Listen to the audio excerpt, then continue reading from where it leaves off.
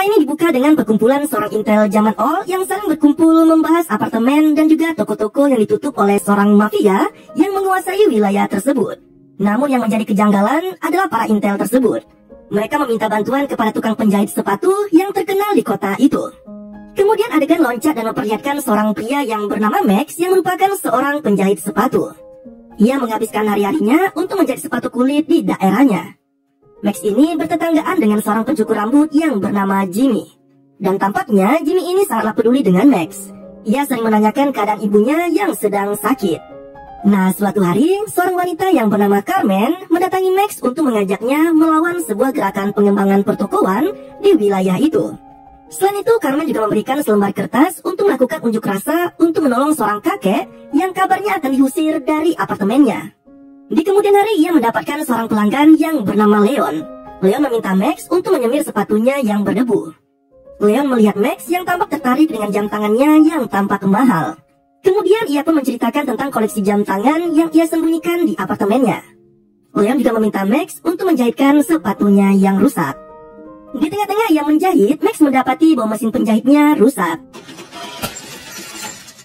Untuk itu, ia memakai mesin penjahit tua yang terletak di gudang miliknya.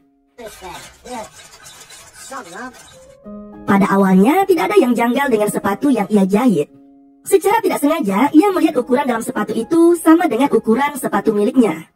Melihat hal itu, Max pun mencoba sepatu tersebut.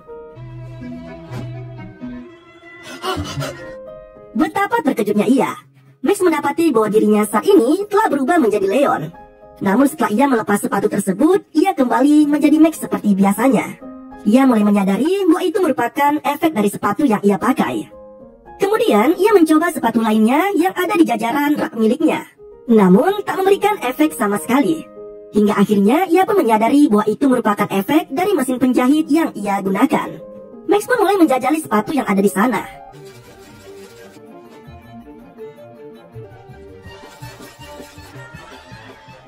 Dia mencoba sepatu-sepatu itu dan Max pun mulai memiliki sebuah ide. Ia menjajal kekuatan sepatu jahitannya itu dengan menjumpai Jimmy, tetangga akrabnya, yang ternyata ia sama sekali tidak mengenali Max yang sedang berubah wujud menjadi orang lain. Max mulai menggunakan kekuatan sepatu jahitannya itu untuk berubah wujud menjadi siapapun yang ia mau. Kemudian dia menjenguk ibunya yang sedang sakit. Lalu ia pun mulai bertanya kepada ibunya tentang apa yang ingin ibunya harapkan saat ini. Ibunya pun menjawab bahwa jika ia berkesempatan, ibunya ingin makan malam bersama suaminya yang telah pergi meninggalkannya beberapa tahun yang lalu. Mendengar jawaban ibunya itu, Max tersenyum dan berniat akan mengabulkan permintaan ibunya. Keesokan harinya, ia mendapati seorang pelanggan wanita yang bernama Terin. Terin meminta Max untuk menjahitkan sepatu pacarnya yang sedang rusak.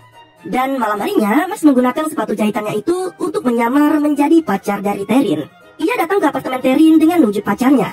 Secara kebetulan, Terin saat itu sedang mandi. Dan ia mengajak Max yang ia kira merupakan pacarnya untuk membajak sawah bersamanya. Namun, saat Max sedang membuka pakaian miliknya, ia teringat bahwa ia akan berubah ke wujud asli ketika ia melepas sepatu yang ia kenakan. Menyadari hal itu, Max pun langsung pergi berpamitan dengan Terin dan tak jadi membajak sawah dengannya. Sungguh disayangkan sekali. Di hari berikutnya, Max menjadi sepatu milik ayahnya. Dan Max berubah wujud menjadi ayahnya yang telah lama pergi. Kemudian ia menjumpai ibunya yang telah lama merindukan kehadiran sosok suaminya itu. Melihat wajah suaminya berada tepat di depannya, ibunya tampak sangat terharu sekaligus sangat bahagia. Mereka pun berdansa bersama pada malam itu, hingga ibunya merasa lelah dan tertidur.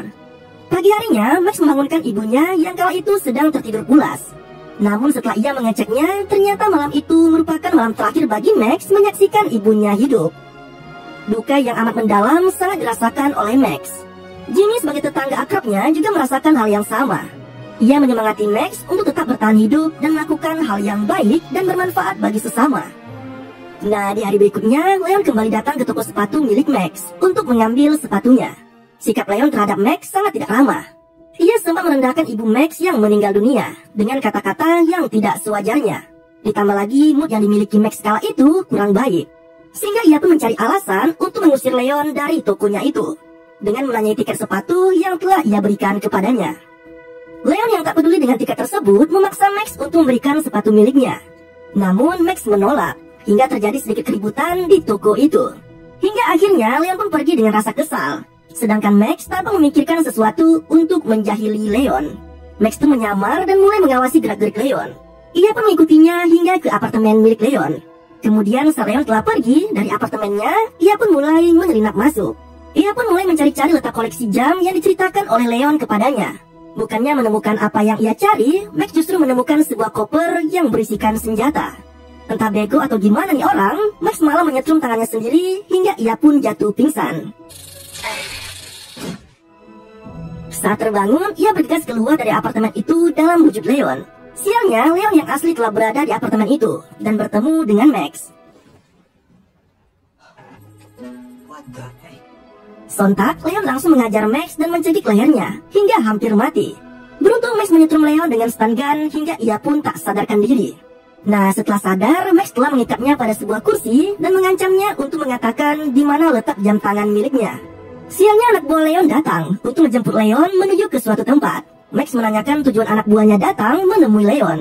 Dan ternyata mereka akan mengambil uang milik Leon ke sebuah tempat. Melihat adanya kesempatan untuk mendapatkan uang yang lebih besar, pada akhirnya Max tergiur dan menyamar menjadi Leon. Lalu ikut bersama anak buahnya ke sebuah tempat. Ternyata anak buahnya sedang menginterogasi seseorang yang bernama Patrick. Mereka menangkap Patrick karena menurutnya Patrick telah mencuri uang darinya. Anak buahnya hendak menghabisi Patrick. Namun Max mencegahnya karena ia tidak tega. Max membebaskan Patrick setelah ia menanyai dan membuat perjanjian untuk tidak mengulangi perbuatannya itu. Karena atas perintah Max yang memakai wujud Leon, anak buahnya pun tak bisa berbuat apa-apa selain membebaskan Patrick.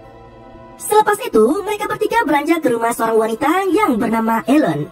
Sepertinya Leon telah memiliki perjanjian dengan Ellen. Ia dibayar untuk menghabisi nyawa seseorang. Max pun kembali ke apartemen Leon dan ternyata Leon telah lepas dari ikatannya. Welcome home, mommy. Turn around. Sepatu Max secara tidak sengaja terlepas dan betapa terkejutnya Leon setelah melihat wujud Max yang asli. Max pun bergegas lari dari sana, namun kakinya ditahan oleh Leon. Dan secara tidak sengaja, Max menendang leher Leon hingga membuatnya mati karena sepatu yang ia kenakan. Max pun bergegas pergi meninggalkan apartemen tersebut dan kembali ke rumahnya. Max ini orangnya polos sekali cuy. Saking polosnya, ia melaporkan dirinya sendiri ke kantor polisi bahwa ia telah membunuh seseorang. Namun betapa terkejutnya ia setelah mendapati bahwa ternyata mayat Leon sudah hilang dari sana. Dan karena tidak mendapatkan bukti apa-apa, polisi yang menangani kasus itu pun pergi begitu saja. Sebelumnya dari sana, ia kembali dikejutkan dengan apa yang dilihatnya. Ternyata sepatu serta tas miliknya telah berada di tokonya. Merasa itu tidak benar, ia pun berencana untuk mengembalikan barang-barang itu ke tempat yang semestinya. Namun, Jimmy melarangnya. Ia memperingati bahwa Max akhir-akhir ini terlihat aneh. Ia juga menceritakan jika sebelum ayahnya menghilang, juga terlihat aneh seperti Max saat ini. Jimmy memperingatinya untuk tidak meneruskan aktivitasnya itu karena ia takut hal yang sama akan terjadi pada Max. Namun, Max mengabaikannya. Ia pun pergi ke tempat Ellen.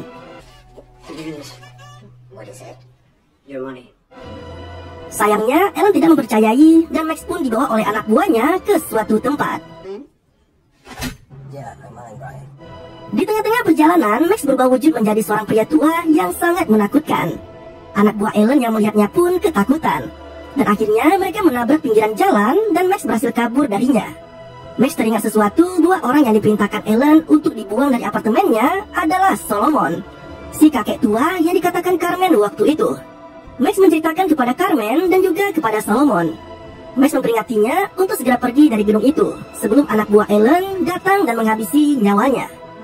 Namun tampaknya Solomon tidak menggubris hal itu. Ia tetap bersikuku akan menempati gedung itu hingga ajal menjemputnya.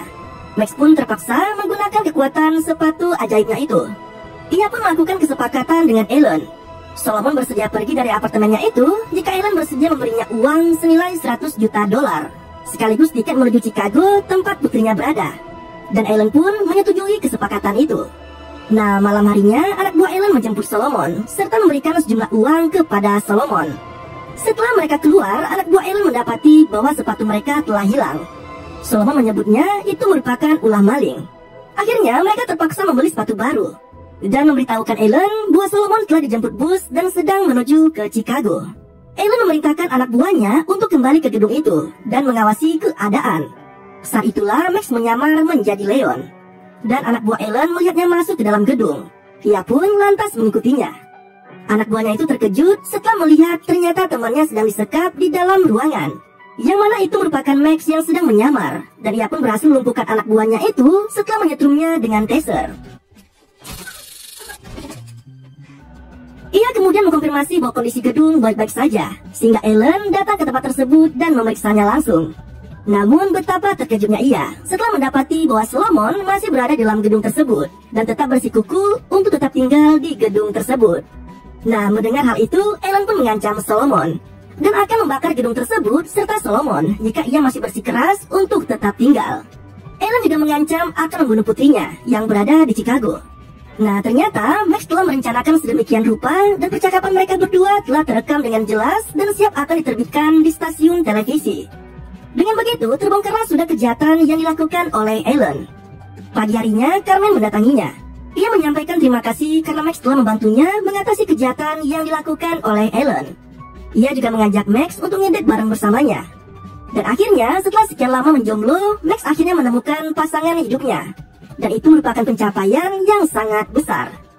Malam harinya ia mengembalikan semua barang Leon yang telah ia ambil darinya kepada pacar Leon dan ia menyarankan untuk menjualnya dan menukarkannya dengan banyak uang. Selepas itu ia keluar dan ternyata ia telah ditunggu oleh seorang pria yang tak dikenal. Yang ternyata pria tersebut merupakan anak buah Patrick, orang yang telah ditolongnya tempo hari. Tampaknya Patrick akan berbuat jahat kepada Max yang sedang menggunakan wujud Leon. Ia tidak menghiraukan jika dulu Max telah membebaskannya dari amukan anak buah Leon. Dan akibatnya, karena menghampirinya, mobilnya menabrak sesuatu hingga membuat mereka semua mati kecuali Max. Dan secara ajaib, Max telah berada di tempat Jimmy. Yang ternyata Jimmy adalah ayahnya yang telah lama hilang.